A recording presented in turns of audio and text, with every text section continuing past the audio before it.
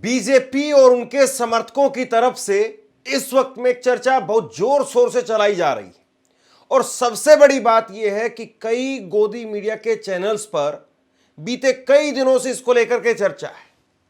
चर्चा इस बात की है कि प्रियंका गांधी की धमाकेदार जबरदस्त एंट्री हो गई है, अब राहुल गांधी का क्या होगा।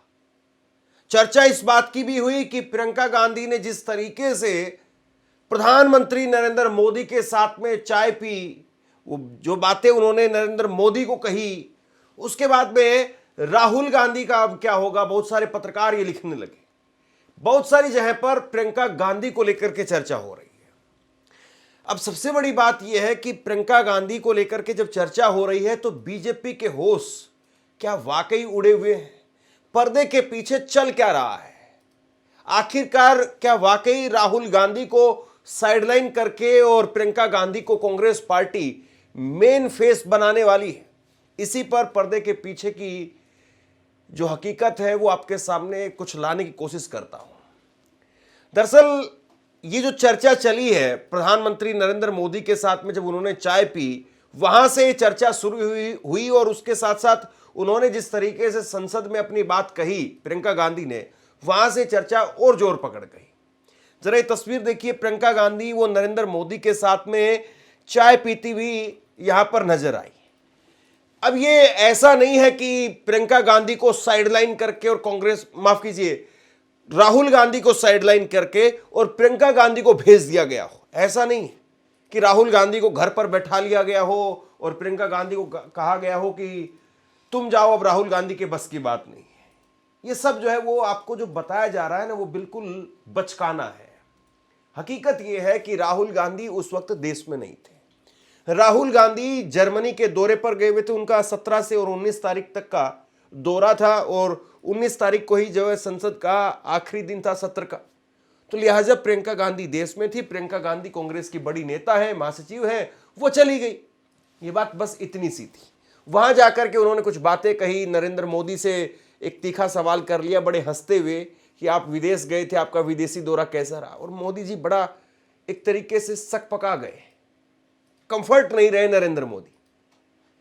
बहुत सारी बातें उन्होंने कही और फिर उसके बाद में नितिन गडकरी को लेकर के उन्होंने जिस तरीके से संसद के अंदर मुस्कुराते हुए कहा, ये मुस्कुराती हुई उनकी तस्वीर देखी और संसद में बड़े मुस्कुरा करके नितिन गडकरी को कहा कि आप तो हमें समय ही नहीं देते हैं और मैं शिमला जाती हूं, शिमला में उनका घर है, तो वहाँ किस तरीके से टोल लगता है और सड़कों की हालत क्या है, इसको लेकर के मिलना चाहती थी। वायनाड जहाँ की वो सांसद हैं, उसको लेकर के उन्होंने कई सारी बातें ट्रांसपोर्ट मिनिस्टर को कहनी थी। अब नितिन गडकरी भी वहाँ पर पानी पानी हो गए भरी संसद के अंदर और कहा कि आपको मिलने के लिए कोई अपॉइंटमेंट की ज़रूरत नहीं है, आप कभी भी आ जाइए।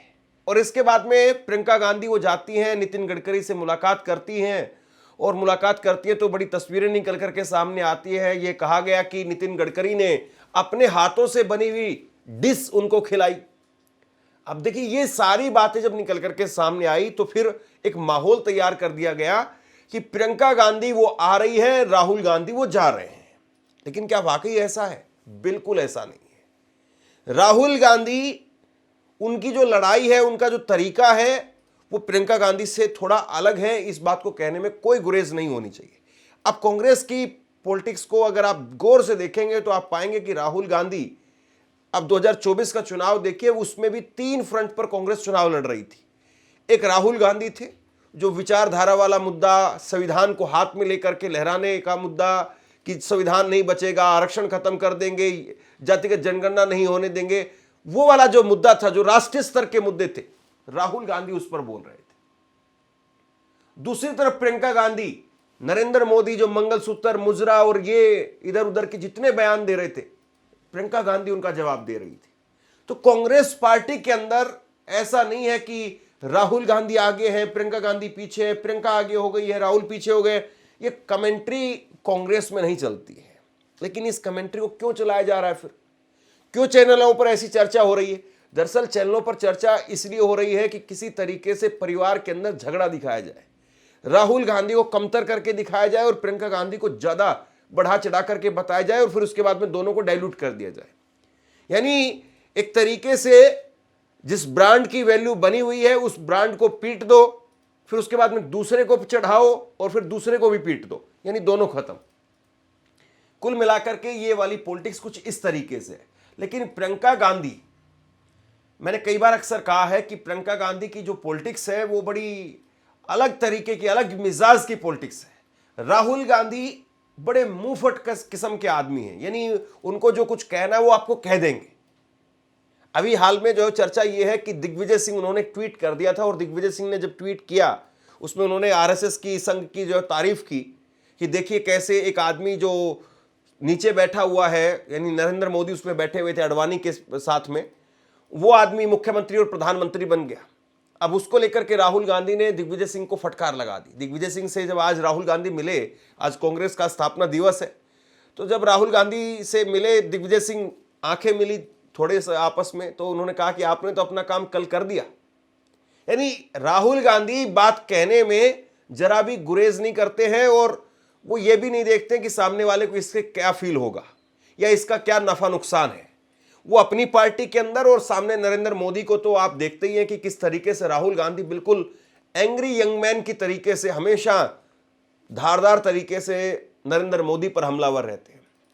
तो राहुल गांधी और कांग्रेस पार्टी और राहुल गांधी और प्रियंका गांधी, ये जो दिखाया जा रहा है, ये सिनेरियो हकीकत में कोसों दूर है।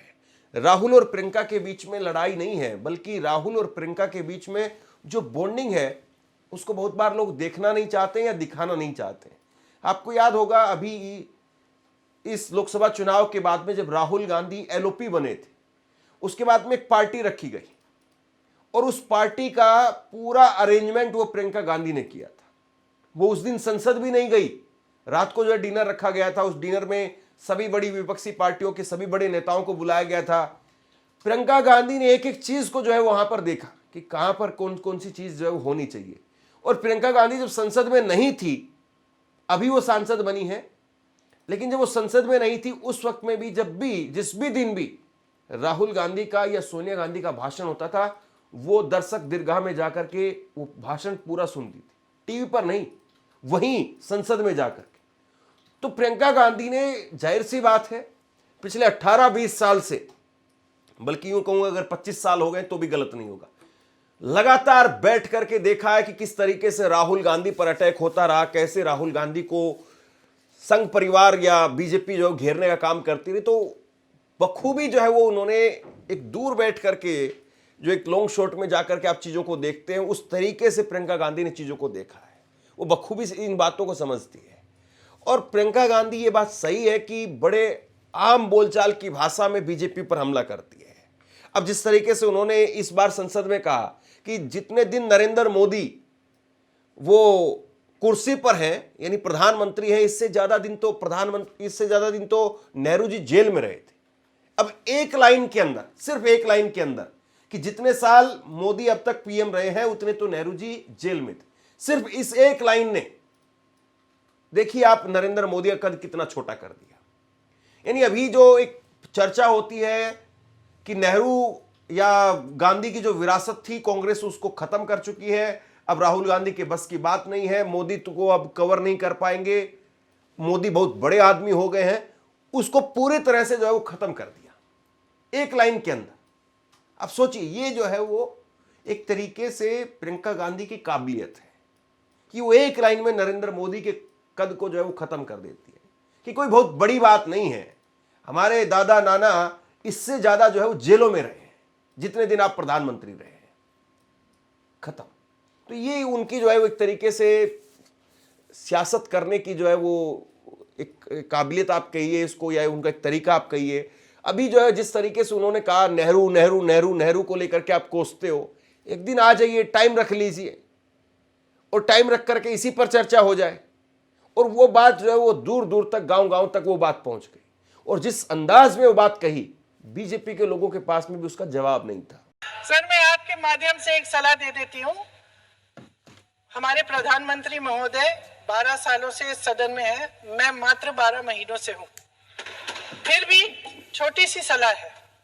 उन्होंने अभी हाल ही में चुनाव था, कुछ महीनों पहले, उन्होंने एक सूची निकाली थी कि विपक्षी दलों ने और विपक्ष के नेताओं ने कितने अपमान किए हैं इनके, और उसमें शायद 90-99 ऐसे उन्होंने अपमानों की सूची बनाई थी।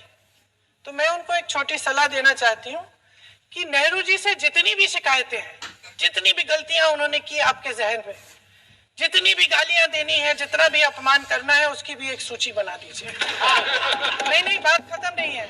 999 अपमान, 9,999 अपमान, सूची बना दीजिए और फिर हम एक समय निर्धारित करते हैं। जैसे हमने 10 घंटे आज वंदे मातरम पर हमने बहस किया है ना, उस तरह से हम अध्यक्ष महोदय जी से पूछेंगे, एक समय निर्धारित करेंगे, 10 घंटे, 20 घंटे, 40 घंटे, जितने घंटों में आपकी ये शिकायत पूरी हो जाए, माननीय सदस्य आप शांत हो जाए और हम बहस कर लेंगे। लेकिन इस सदन का कीमती समय, जिसके लिए हमें यहाँ पे जनता ने भेजा है, जैसे हमें जनता की समस्याओं को हल करने के लिए चर्चा करनी चाहिए, इस्तेमाल करना चाहिए, उसको एसी के लिए इस्तेमाल करिए। उसके बाद जैसे अंग्रेजी में कहते हैं ना, जैसे अंग्रेजी में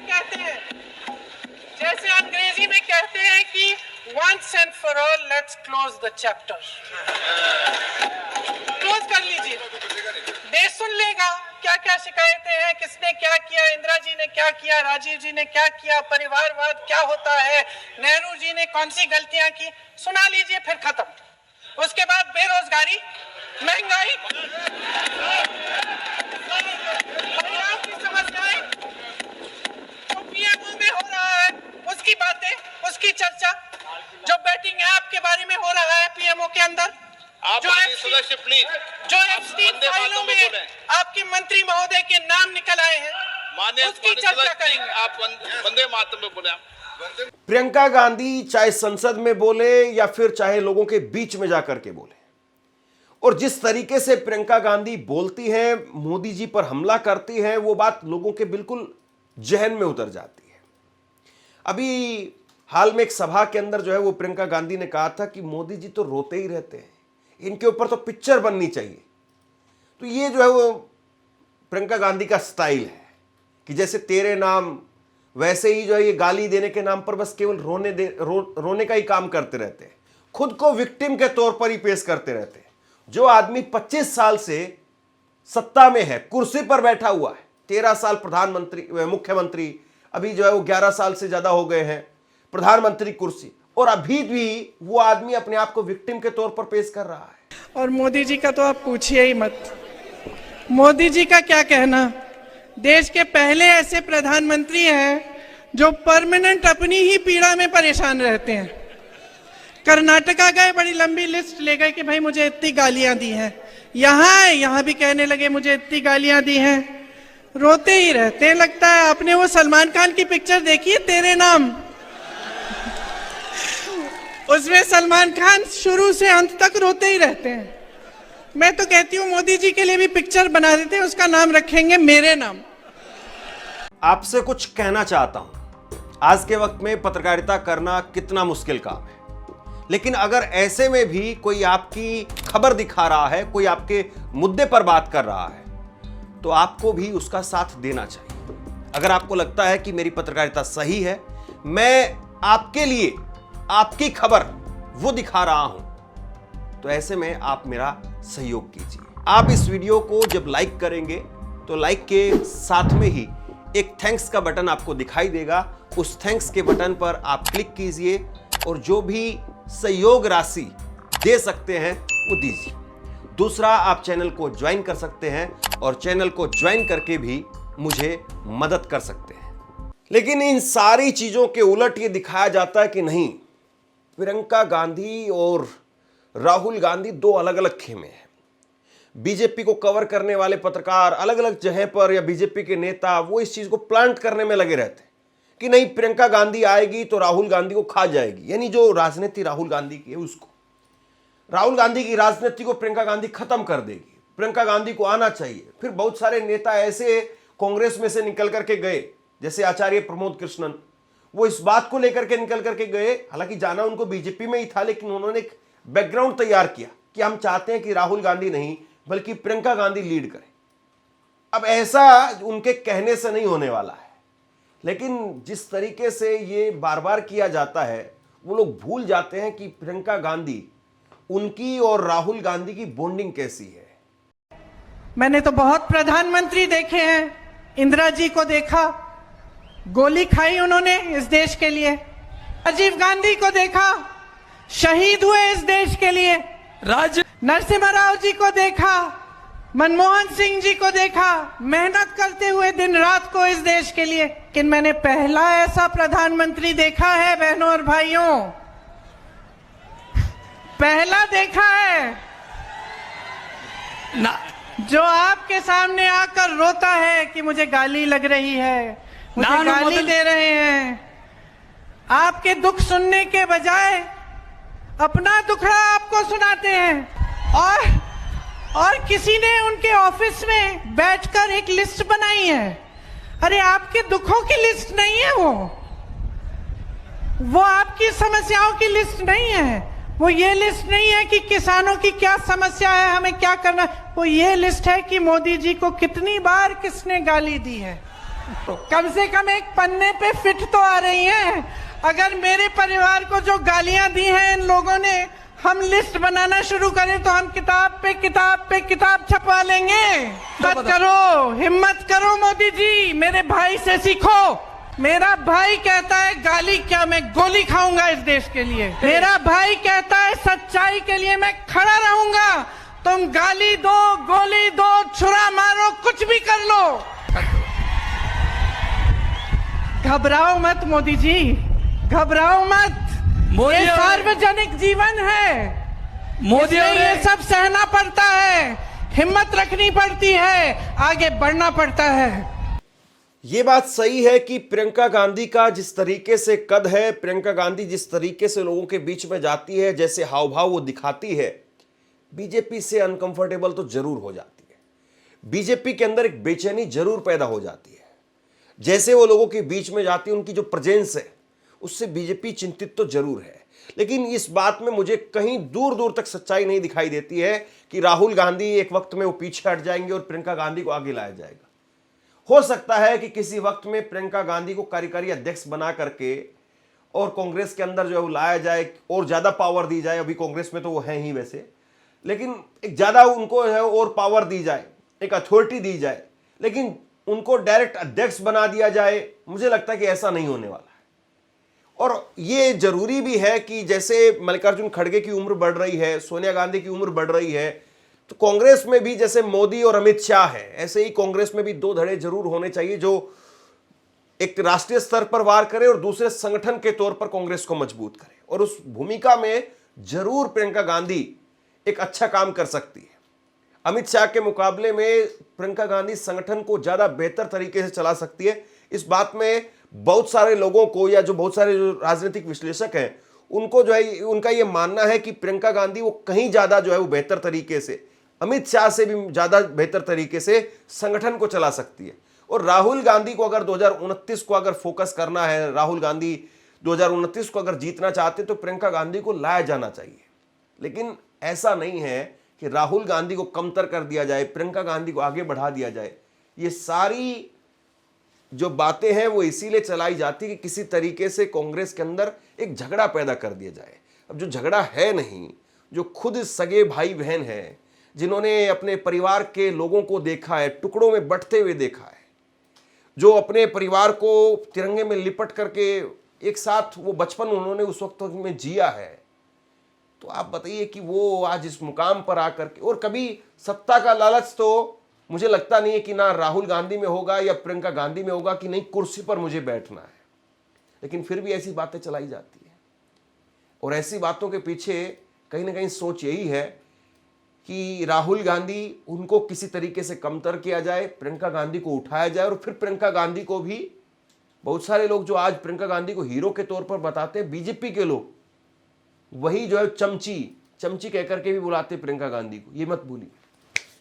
तो बहरहाल प्रियंका के रोल को लेकर के कांग्रेस किस तरीके से कैसे तस्वीर साफ करती है, ये तो आने वाले वक्त में ही पता चल पाएगा। आप प्रियंका गांधी को लेकर के क्या कुछ सोचते हैं, नीचे कमेंट बॉक्स में लिख करके जरूर बताइए। धन्यवाद।